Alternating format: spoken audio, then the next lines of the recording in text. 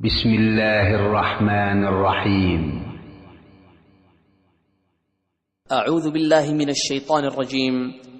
يقولون لئن رجعنا إلى المدينة ليخرجن الأعز منها الأذل ولله العزة ولرسوله وللمؤمنين ولكن المنافقين لا يعلمون. يا أيها الذين آمنوا لا تلهكم أموالكم ولا أولادكم عن ذكر الله ومن يفعل ذلك فأولئك هم الخاسرون. وأنفقوا مما رزقناكم من قبل أن يأتي أحدكم الموت فيقول رب لولا أخرتني إلى أجل قريب فأصدق وأكن من الصالحين. السلام علیکم ورحمۃ اللہ وبرکاتہ. تو اس پروگرام کا موضوع شیخ نے رکھا ہے موت کی گھڑی. یہ موت ایک نہ ایک دن ہر ایک کو آنا ہے. جو بھی چیز پیدا ہوئی ہے اس کو فنا ہونا ہے، اور ہمیں اس بات کا یقین ہونا چاہیے کہ ہم سب پر موت آنی ہے، اور اس کی تیاری ہمیں اور آپ کو کرتے رہنا چاہیے. کس طرح سے تیاری کرنا ہے، موت کیا ہے، ہمارے شیخ محترم آپ لوگوں کے سامنے اس کی وضاحت کریں گے. شیخ محترم سے گزارش ہے کہ آپ تشریف لائیں اور اپنے موضوع کا آغاز کریں. السلام علیکم ورحمۃ اللہ وبرکاتہ.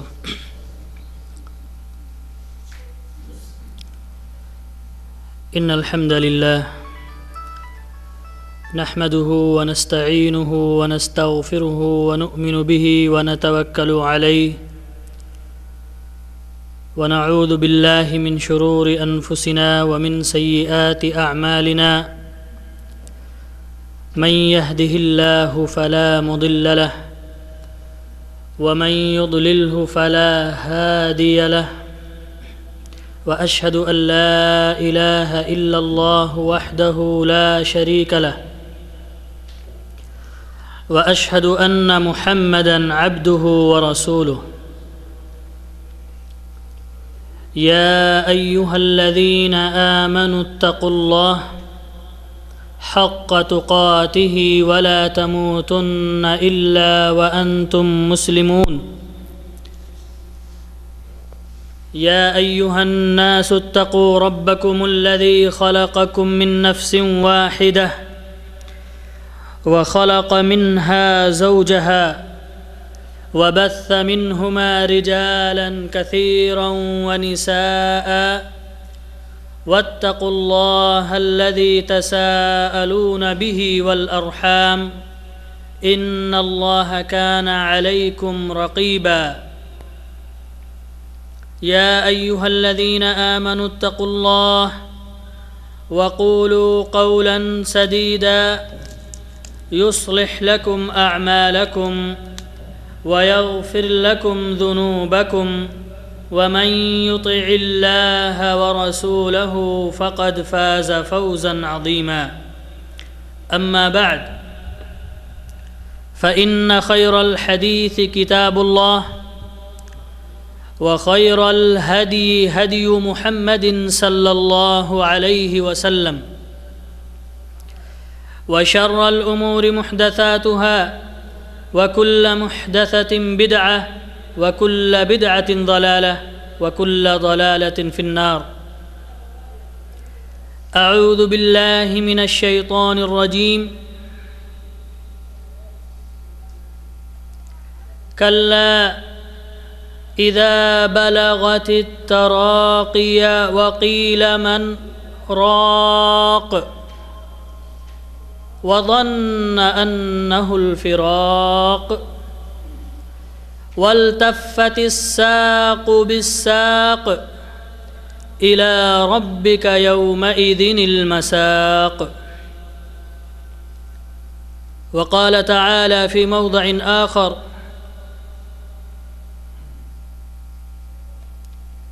ولو ترى إذ الظالمون في غمرات الموت والملائكة باسطوا أيديهم أخرجوا أنفسكم اليوم تجزون عذاب الهون.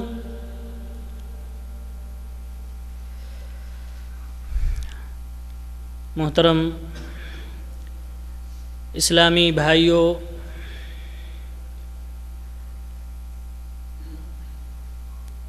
آج مبرز اسلامک سینٹر کے اس ماہانہ پروگرام میں آپ حضرات کی حاضری کا خیر مقدم ہے، اور اللہ تبارک و تعالی سے دعا ہے کہ اللہ ہماری نیتوں میں اخلاص پیدا کرے، اور جو باتیں آج اس مجلس میں تیرے گھر میں سنیں، اس کے اوپر عمل کرنے کی توفیق عطا فرمائے۔ برادران اسلام، جو موضوع آج کے محاضرے کے لیے منتخب کیا گیا ہے، اعلانات کے ذریعہ ہمیں پتہ چل گیا ہے، اور اکثر بھائیوں کو معلوم بھی ہوگا، اور جن تک یہ معلومات نہیں پہنچی ہے تو ان کے لیے میں بتانا ضروری سمجھتا ہوں کہ یہ واضح کر دوں، آج کا محاضرہ انشاءاللہ العزیز موت کی گھڑی، اس پر کتاب و سنت کی روشنی میں گفتگو ہوگی، اور یہ واضح کیا جائے گا کہ موت کیا ہے، اس کی حقیقت کیا ہے، اور آیا یہ موت سب کے لیے ہے یا کچھ اللہ کے خصوصی بندوں کے لیے وہ لوگ اس سے مستثنیٰ ہیں، اور اس موت کا جو وقت اللہ تبارک و تعالی نے اپنے بندوں کے لیے مقرر کیا ہے، کیا وہ موت کا وقت، موت کی گھڑی صرف اللہ کو معلوم ہے یا کچھ اور بندوں کو معلوم ہے؟ اسی طریقے سے یہ بھی بتلایا جائے گا کہ سب سے زیادہ موت کے وقت، موت کی گھڑی میں کن لوگوں کو تکلیف ہوتی ہے، اور اس میں جناب محمد رسول اللہ صلی اللہ علیہ وسلم کے بارے میں جو عقیدہ ہمارے اندر موجود ہے، اکثر مسلمانوں کے اندر موجود ہے، اس کی بھی انشاءاللہ العزیز احادیث صحیحہ اور اللہ رب العالمین کے کلام کے ذریعہ اس کا بھی اس بات کیا جائے گا۔ تو سب سے پہلے موت کے سلسلے میں یہ بات واضح ہو جائے کہ موت کی حقیقت کیا ہے، موت کس کو کہتے ہیں۔ ہر شخص اس بات سے بخوبی واقف ہے کہ جسم کے اندر ایک چیز ہے جس کو روح کہا جاتا ہے، اور اسی روح کا جسم سے جدا ہو جانا اس کو موت کہا جاتا ہے۔ یعنی روح اگر جسم سے الگ ہو گئی تو انسان کے اوپر موت طاری ہو جاتی ہے۔ یہ ہے موت کی حقیقت۔ ہمارا دین جس دین کو ہم مانتے ہیں اس میں موت کے بارے میں اللہ تبارک و تعالیٰ نے کئی مقامات پر ارشاد فرمایا ہے، اور اس سے پہلے قبل اس کے کہ ہم اللہ تبارک و تعالیٰ کے ارشادات کا آغاز کروں، میں ضروری سمجھتا ہوں کہ میں آپ حضرات کے سامنے یہ بتلا دوں کہ انسان کی حقیقت کے سلسلے میں ادیان کے اندر، علوم کے اندر اختلاف پایا جاتا ہے۔ انسان کی تخلیق کے بارے میں سائنس کا کہنا الگ ہے اور قرآن کا کہنا الگ ہے۔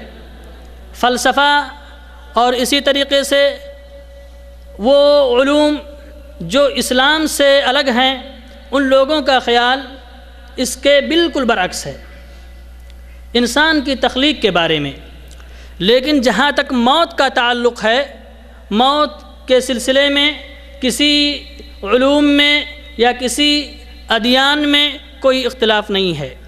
لوگوں نے اپنے علم اور اپنے عقل کے بنیاد پر اس کو واضح کرنے کی کوشش کی ہے، لیکن جس طریقے سے اللہ تبارک و تعالیٰ نے اپنی کتاب میں انسان کی تخلیق سے لے کر کے انسان کے وفات تک کھول کھول کر کے بیان کر دیا ہے، یہ چیز آپ کہیں نہیں پائیں گے۔ اللہ تبارک و تعالیٰ نے انسان کی تخلیق کے بارے میں بھی بتلا دیا ہے کہ ہم نے اس کو کس طریقے سے بنایا، اس کی حیثیت کیا ہے، اس کی حقیقت کیا ہے، اس کا مادہ کیا ہے، کس مادے سے اس کو بنایا گیا ہے اور اس کی ابتدا کیسے ہوئی ہے۔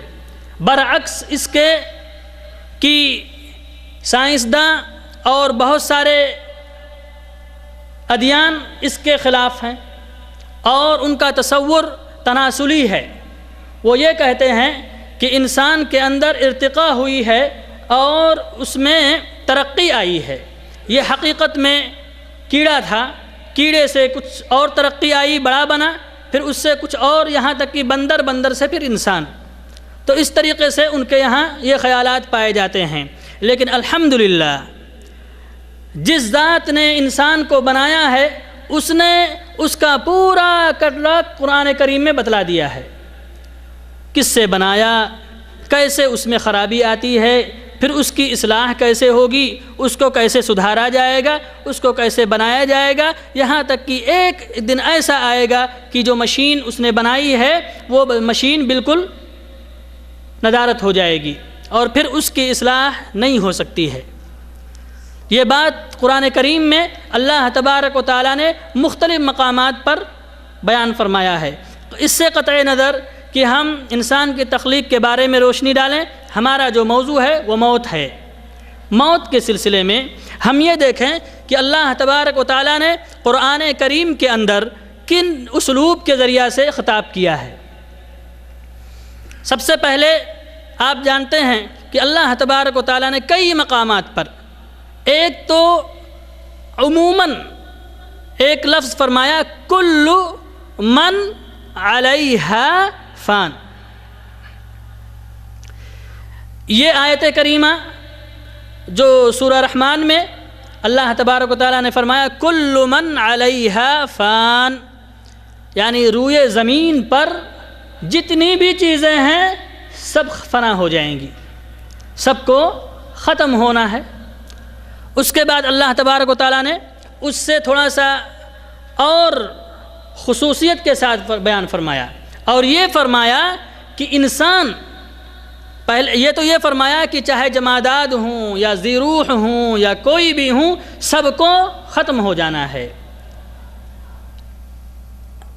کل من علیہا کی آیت سے کیا معلوم ہوتا ہے کہ سب ختم ہو جائیں گے، نہ سورج رہے گا، نہ چاند رہے گا، نہ ندیاں رہیں گی، نہ پہاڑ رہے گا، نہ انسان رہے گا، نہ حیوانات رہیں گے، نہ جمادات رہیں گے، کوئی بھی ذرہ بھی اس کائنات میں باقی نہیں رہے گا، سب فنا ہو جائے گا، ختم ہو جائے گا، اس کی حقیقت ختم ہو جائے گی۔